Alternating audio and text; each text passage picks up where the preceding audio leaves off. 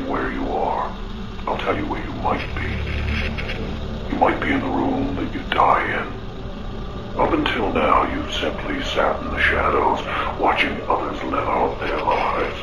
But what do voyeurs see when they look into the mirror?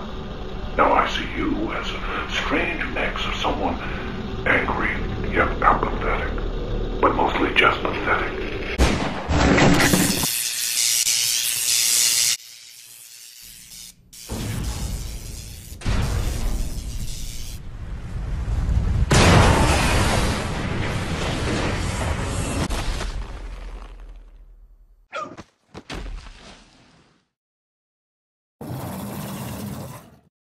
Let the game begin.